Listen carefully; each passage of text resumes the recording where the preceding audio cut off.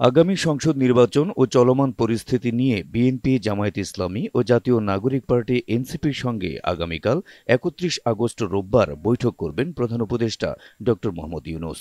শনিবার বিকেলে প্রধান উপদেষ্টার বাসভবন যমুনার সামনে সংবাদ সম্মেলনে এই কথা জানান প্রধান উপদেষ্টার প্রেস সচিব শফিকুল আলম। প্রেস সচিব বলেন, আগামীকাল কিছু রাজনৈতিক দলের সাথে প্রধান উপদেষ্টা বসবেন। ৩টার সময় বিএনপির সাথে বর্তমান পরিস্থিতি এবং ইলেকশন নিয়ে আলাপ আলোচনা হবে।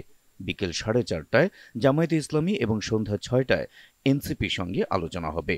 শফিকুল আলম বলেন, ফেব্রুয়ারির 15 তারিখের মধ্যেই নির্বাচন হবে। কোনো শক্তি বা ষড়যন্ত্রই নির্বাচন আটকাতে পারবে না। তিনি জানান, সমসাময়িক বিষয়ে প্রধান উপদেষ্টার সাথে কয়েকজন উপদেষ্টা, ন্যাশনাল সিকিউরিটি অ্যাডভাইজার, পুলিশের ঊর্ধ্বতন কর্মকর্তা সহ আরও কয়েকজনের জরুরি বৈঠক হয়েছে। গণ অধিকার পরিষদের সভাপতি নুরুল হক নূরের উপর হামলাকে ন্যাক্কারজনক উল্লেখ করে প্রেস সচিব বলেন, এই ঘটনা তদন্তে হাইকোর্টের একজন বিচারপতির নেতৃত্বে বিচার বিভাগীয় তদন্তের সিদ্ধান্ত নেওয়া হয়েছে। এ ঘটনার পর নুরুল হক নূরের পরিবারের সাথে কথা বলেছেন প্রধান উপদেষ্টা এবং সর্বোচ্চ চিকিৎসার আশ্বাস দিয়েছেন বলেও জানান প্রেস সচিব।